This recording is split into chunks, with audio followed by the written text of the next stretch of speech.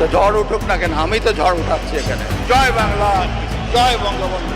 মায়ের চোখের জলের হিসাব যে কতটা ভয়ঙ্কর এবং নির্মম হতে পারে তা এবার হাড়ে হাড়ে টের পাচ্ছেন দুর্নীতিবাজ ও স্বৈরাচারের দোসর সাবেক রাষ্ট্রপতি শাহাবুদ্দিন চুপ্পু। ক্ষমতার অহংকারে অন্ধ হয়ে একদিন যিনি বেগম খালেদা জিয়াকে পদে পদে অপমান করেছিলেন, আজ তার নিজের গলাতেই আটকে গেছে বিপদের শক্ত রশি। ক্ষমতার দম্ভে তারেক রহমানের বয়স্ক শাশুড়িকেও চরম হেনস্থা করতে ছাড়েননি এই চুপ্পু। কিন্তু সময় যে কত দ্রুত বদলে যায়। যে চুপ্পু একদিন হাসিনাকে খুশি করতে পুরো জিয়া পরিবারকে ধ্বংসের চক্রান্তে মেতেছিলেন, আজ সেই চুপ্পু ক্ষমতাচ্যুত, পদত্যাগী এবং দেশ ছেড়ে পালানোর জন্য মরিয়া। কিন্তু তারেক রহমান যেন এক ঠান্ডা মাথার মাস্টার মাইন্ড। হাসি মুখে তিনি এমন এক ফাঁদ তৈরি করেছেন যেখান থেকে বের হওয়ার কোনো রাস্তায় আর খোলা নেই চুপ্পুর সামনে।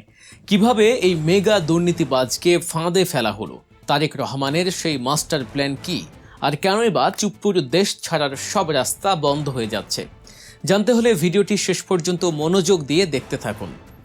রাজনৈতিক বিশ্লেষক থেকে শুরু করে সাধারণ মানুষ সবার মুখে এখন একটাই আলোচনা, যে কোনো রাতেই হয়তো জেলের ভাত জুটতে পারে শাহাবুদ্দিন চুপ্পুর। মা আর শাশুড়িকে অপমানের যে নিদারুণ বদলা তারেক রহমান নিচ্ছেন তা দেশের রাজনীতির ইতিহাসে এক নতুন অধ্যায়। ক্ষমতায় আসার পর তারেক রহমান একজন চতুর খেলোয়াড়ের মতো প্রথমে চুপ্পুকে বিশ্বাস করিয়েছিলেন যে সব ঠিক আছে, কিন্তু তলে তলে তিনি এমনভাবে আঁটঘাঁট বেঁধেছেন যা থেকে চুপ্পুর আর কোনো নিস্তার নেই। সুপ্রিম কোর্টের প্রখ্যাত আইনজীবী অ্যাডভোকেট শিশির মনির সম্প্রতি এমন কিছু চমকপ্রদ তথ্য সামনে এনেছেন যা চুপ্পুর কফিনে শেষ পেরেক ঠুকে দিয়েছে। শাহাবুদ্দিন চুপ্পুর দুর্নীতির খতিয়ান ঘাঁটলে চোখ কপালে ওঠার জোগাড় হয়। দুর্নীতি দমন কমিশনের কমিশনার থেকে শুরু করে বঙ্গভবনের সর্বোচ্চ চেয়ার, প্রতিটি পদে পদে বসেই তিনি দেশের সম্পদ লুটের এক মহা উৎসব চালিয়েছেন। 2011 সালে শেখ হাসিনার সরকার তাকে দুদকের কমিশনার পদে বসায়। সেখানে বসেই তিনি হাসিনাকে দুটি অমূল্য আইনি সুবিধা দিয়েছিলেন। প্রথমটি হলো পদ্মা সেতু দুর্নীতি ধামাচাপা দেয়া। বিশ্বব্যাংক যখন এই দুর্নীতি তদন্ত শুরু করে তখন তৎকালীন মন্ত্রী আবুল হোসেন সহ প্রধান সন্দেহভাজনদের বাঁচাতে চুপ্পু এক অভেদ্য প্রাচীর হয়ে দাঁড়ান। প্রায় 2 বছর ধরে এক সাজানো তদন্ত চালিয়ে সাধারণ মানুষের চোখে ধুলো দিয়ে অভিযুক্তদের নির্দোষ প্রমাণ করেন তিনি। দ্বিতীয় এবং সবচেয়ে ভয়ঙ্কর কাজটি তিনি করেছিলেন জিয়া পরিবারের বিরুদ্ধে। চরম প্রতিহিংসার বশবর্তী হয়ে জিয়া অরফানেজ ট্রাস্ট এবং জিয়া চ্যারিটেবল ট্রাস্ট মামলার সুবিধাজনক সময়ে খালেদা জিয়ার নামে তড়িঘড়ি করে চার্জশিট ইস্যু করেন এই চুপ্পু, যার প্রত্যক্ষ ফলশ্রুতিতে বেগম জিয়াকে বছরের পর বছর কারারুদ্ধ করে রাখার পথ সুগম হয়। বিরোধীদের দমন করতে এবং জিয়া পরিবারকে ধ্বংসের দিকে ঠেলে দিতে তিনি চরম নির্লজ্জতার পরিচয় দিয়েছিলেন, আর তারই পুরস্কার স্বরূপ তিনি পেয়েছিলেন রাজকীয় সুবিধা। দুদক থেকে অবসরের পর তার জীবনের সবচেয়ে বড় লটারি লাগে এস আলম গ্রুপের সাথে হাত মেলানোর পর। ব্যাংক লুটেরা এস আলম তাকে নিজের ভেতরের মহলে ঢুকিয়ে নেয়। 2017 সালে জোরপূর্বক দখল করা ইসলামী ব্যাংকের ডিরেক্টর বানিয়ে দেওয়া হয় তাকে। পরবর্তীতে 2022 সালে এস আলমের মালিকানাধীন গ্লোবাল ইসলামী ব্যাংকের অ্যাডভাইজার পদে বসানো হয় চুপ্পুকে। বিনিময়ে দেয়া হয় মোটা অঙ্কের বেতন, বিলাসবহুল গাড়ি এবং রাজকীয় সুযোগ সুবিধা। কিন্তু সবচেয়ে চাঞ্চল্যকর ঘটনা ঘটে 2023 সালের ফেব্রুয়ারিতে। কোনো পূর্ব প্রস্তুতি ছাড়াই হঠাৎ করে চুপ্পুকে দেশের 22তম রাষ্ট্রপতি ঘোষণা করে শেখ হাসিনা। আর এই ঘোষণার পরপরই তিনি গ্লোবাল ইসলামী ব্যাংকের কার্যালয়ে এস আলমের অনুসারীদের দ্বারা বেষ্টিত হয়ে উদযাপনে মেতে ওঠেন। রাষ্ট্রপতি চেয়ারে বসেও তিনি এস আলমের দুর্নীতিতে সরাসরি মদদ দিয়েছেন। হাইকোর্টে দাখিল করা আর্থিক গোয়েন্দা সংস্থা BFIU এর এক তদন্ত প্রতিবেদনে চাঞ্চল্যকর তথ্য উঠে এসেছে। প্রতিবেদন অনুযায়ী জেএমসি বিল্ডার্স নামের একটি কাগুজে প্রতিষ্ঠানের প্রতিনিধি হিসেবে ইসলামী ব্যাংকের পরিচালনা পর্ষদে অন্তর্ভুক্ত হন চুপ্পু।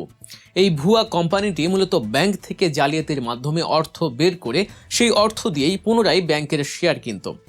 এস আলম গ্রুপ ইসলামী ব্যাংকের প্রায় 82% শেয়ারের উপর কার্যকর নিয়ন্ত্রণ নেয় এবং হাজার হাজার কোটি টাকা লুটপাট করে। এই মেগা লুটের অন্যতম প্রধান ঢাল হিসেবে কাজ করেছেন খোদ শাহাবুদ্দিন চুপ্পু। শুধু তাই নয়, ফার্স্ট সিকিউরিটি ইসলামী ব্যাংক থেকেও বিপুল অর্থ লুটে তার পরোক্ষ ভূমিকা ছিল। পরিচালনা পর্ষদে জায়গা করে নিয়ে এস আলম গ্রুপের বিভিন্ন বেনামি প্রতিষ্ঠানের অনুকূলে হাজার হাজার কোটি টাকা ঋণ অনুমোদনে তিনি সরাসরি ভূমিকা রাখেন, যা ব্যাংকটিকে আজ তীব্র আর্থিক সংকটের মুখে ঠেলে দিয়েছে। চুপ্পুর এই নির্লজ্জতা শুধু ব্যাংক লুটের মধ্যে সীমাবদ্ধ ছিল না।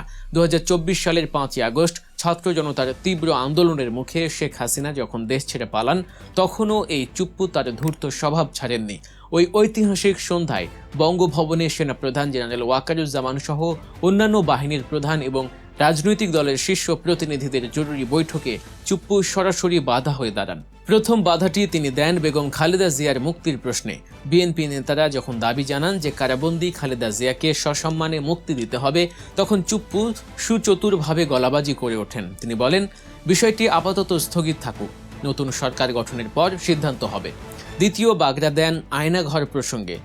গুম হওয়া মানুষদের মুক্তির দাবিতে তিনি নির্লজ্জের মতো বলে বসেন, আয়নাঘর বলে কি আদৌ কোনো কিছুর অস্তিত্ব আছে?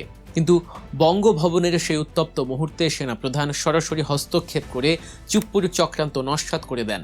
সেনাপ্রধান কড়া সুরে বলেন, no sir, madam Zia must be release immediately. আয়নাঘরের বিষয়েও সেনাপ্রধান বলেন, sir, I will take care of it. সেনাপ্রধানের এই কড়া ধমকে সেদিন লেজ গুটিয়ে চুপ হয়ে যান চুপ্পু।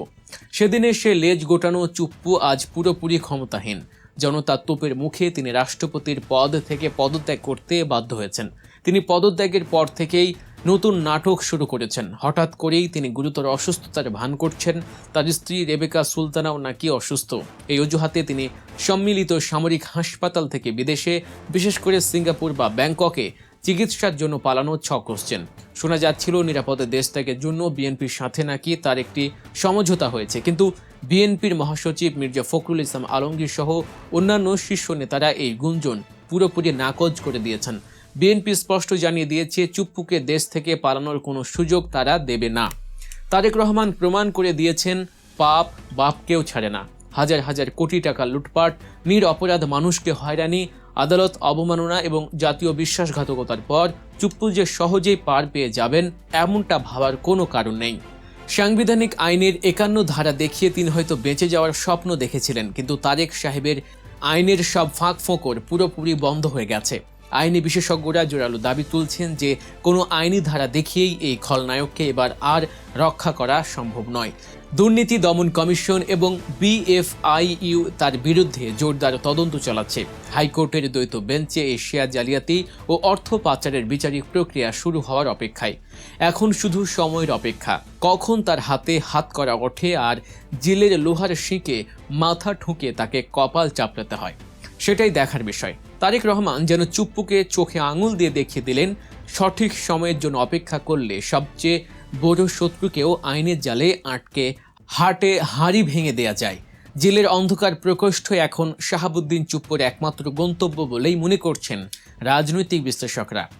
দর্শক, বাংলাদেশের রাজনীতি, দুর্নীতিবাজদের পতন এবং নিত্য নতুন এমন সব চাঞ্চল্যকর ও বিশ্লেষণধর্মী খবর সবার আগে পেতে গল্প নিউজ চ্যানেলটি এখনই সাবস্ক্রাইব করুন এবং পাশে থাকা বেল আইকনটি বাজিয়ে দিন। আপনার মূল্যবান মতামত কমেন্ট বক্সে জানাতে ভুলবেন না। দেখা হচ্ছে পরবর্তী ভিডিওতে। আল্লাহ হাফেজ।